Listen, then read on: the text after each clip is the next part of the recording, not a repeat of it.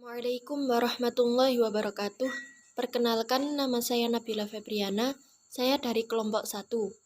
Saya akan mempresentasikan tentang pengertian tajdid. Rasulullah Shallallahu Alaihi Wasallam bersabda, "Sesungguhnya Allah mengutus untuk umat ini pada setiap penghujung 100 tahun, orang yang memperbaharui agamanya." Dan di dalam riwayat yang lain disebutkan bahwa seorang yang memperbaharui perkara ajaran agamanya. Secara etimologi, tajdid berasal dari bahasa Arab atau jaddada, yang artinya memperbaharui, dan tajaddada al-syai artinya sesuatu itu menjadi baru. Sebagai contoh adalah kata-kata jaddada al-wudhu'i, artinya memperbaharui wudhu, dan jaddada al-ahda, artinya memperbaharui janji. Kata jadid dalam Al-Quran. Dalam Al-Quran tidak terdapat lafal jaddada atau tajdid, tetapi terdapat kata jadid. Pemakaian kata ini dalam Al-Quran akan berguna untuk memperjelas makna kata tajdid. Jadid dalam beberapa ayat di dalam Al-Quran. Salah satunya Quran Surah Al-Isra ayat 49, yang artinya, "Dan mereka berkata, apakah kita sudah jadi tulang dan barang yang rapuh, maka kita akan dibangkitkan sebagai kejadian yang baru." Dan di dalam ayat yang lain, dalam Quran Surah As-Sajdah ayat 10, yang artinya, "Dan mereka berkata, sesudah kami sesat di bumi, apakah kami akan berada di kejadian yang baru?" Bahkan mereka bertemu dengan Tuhan mereka dalam keadaan kafir. Kata tajdid dalam hadis. Istilah tajdid terdapat dalam beberapa hadis Rasulullah Shallallahu Alaihi Wasallam. Pertama, hadis sahih yang diriwayatkan oleh Abu Daud dalam sunannya yang dikutip dari Abu Hurairah bahwa Rasulullah Shallallahu Alaihi Wasallam bersabda, "Sesungguhnya Allah mengutus untuk umat ini pada setiap penghujung 100 tahun orang yang memperbaharui agamanya." Dan di dalam riwayat yang lain disebutkan bahwa seorang yang memperbaharui perkara ajaran agamanya. Mengenai hadis di atas terdapat beberapa penjelasan. Pertama, mayoritas ulama memahami yang dimaksud dengan umat di sini adalah mayoritas kaum muslim. Kedua, pengertian man atau seseorang. Dalam hadis tersebut tidak memiliki seorang atau individu, tetapi bisa diartikan jamak. Menurut Imam Ahmad bin Hambal bahwa mujaddid abad pertama adalah Umar bin Abdul Aziz dan pada abad kedua adalah Imam Asy-Syafi'i. Ketiga, tidak diisyaratkan dalam tajdid agama dan ilmu umum diemban hanya oleh seorang mujaddid, tetapi dapat diemban oleh para pakar yang meliputi imam-imam ilmu agama dan ilmu umum, yang terdiri dari fuqaha, ahli hadis, ahli usul fikih, para dokter, insinyur, ahli fisika, kimia, pertanian, dan teknologi, sebagaimana yang diungkapkan oleh Imam An-Nawawi. Keempat, telah maklum bahwa perkara tajdid tidak terbatas dalam hal menghidupkan kembali syiar-syiar ibadah dan beragama saja di antara kaum muslim. Apabila hal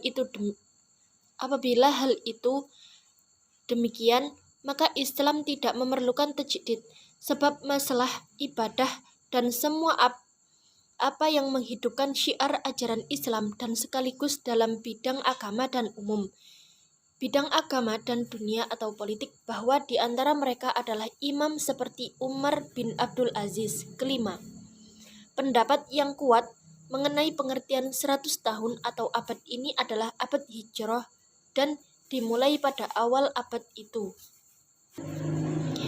Tajdid berarti menghidupkan kembali. Maksudnya adalah tajdid adalah menghidupkan kembali apa yang telah dilupakan atau ditinggalkan dari ajaran-ajaran agama guna mereformasi kehidupan kaum muslim secara umum ke arah yang lebih baik. Dalam hal ini, makna tajdid bukanlah mengubah yang lama dan menghilangkan dari aslinya untuk kemudian digantikan dengan sesuatu yang baru.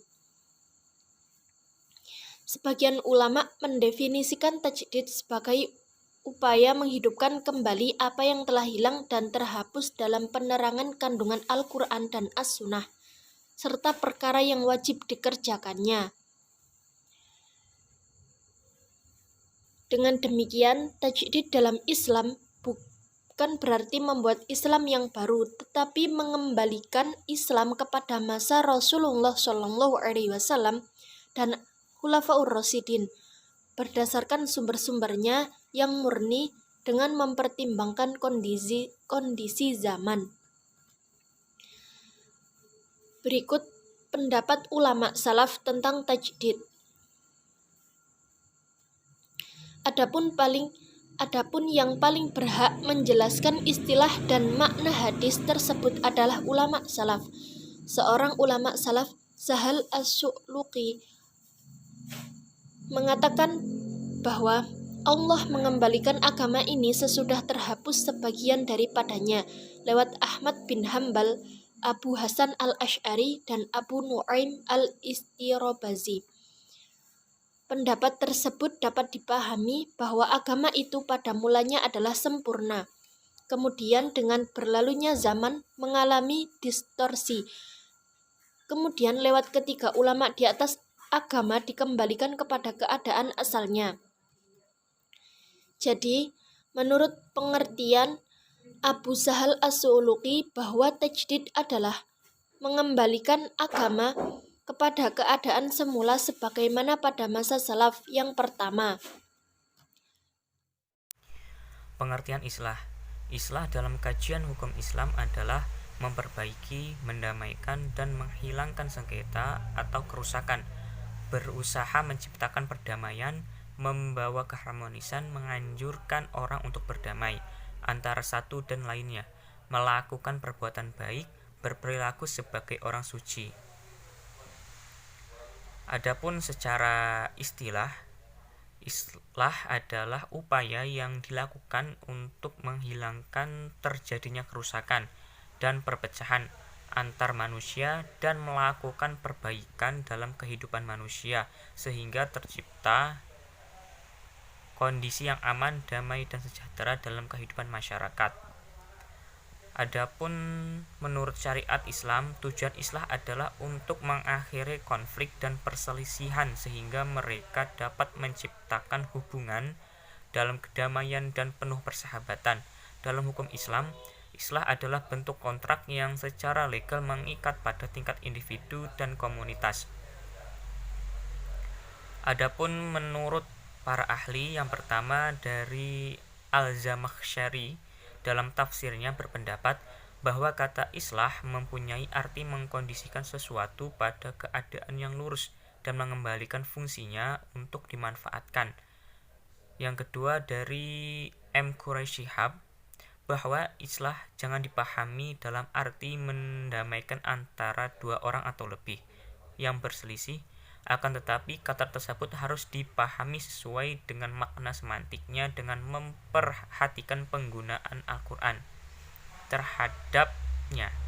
Yang ketiga adalah Syed Sabiq menjelaskan bahwa islah adalah suatu jenis akad untuk mengakhiri permusuhan antar dua orang yang sedang bermusuhan. Adapun dari Ali Asy-Syariati dalam bukunya Imah dan Imamah, islah adalah melakukan pekerjaan membantu meringankan pekerjaan yang lain sepanjang yang layak mereka kehendaki dan menyelaraskannya dengan apa yang seharusnya mereka rasakan dan apa yang dapat menyampaikan mereka pada kesempurnaan. Adapun menurut John Oval dalam artikelnya Pembaharuan dan Perubahan dalam Islam, islah biasa diterjemahkan sebagai perubahan dan tajdid sebagai pembaharuan. Secara bersama-sama kedua kata tersebut mencerminkan suatu tradisi yang berlanjut, yaitu tentang upaya menghidupkan kembali keimanan Islam beserta praktek-prakteknya dalam sejarah komunitas kaum muslimin. Ruang lingkup islah. Berdasarkan uraian definisi sebab al-nuzul ayat dan islah dalam sejarah di atas dapat disimpulkan bahwa ruang lingkup islah dapat meliputi ruang lingkup pribadi, keluarga, sosial, masyarakat, dan negara. Sekian dari kelompok kami. Apabila ada tutur kata yang salah, mohon dimaafkan sebesar-besarnya. Wassalamualaikum warahmatullahi wabarakatuh.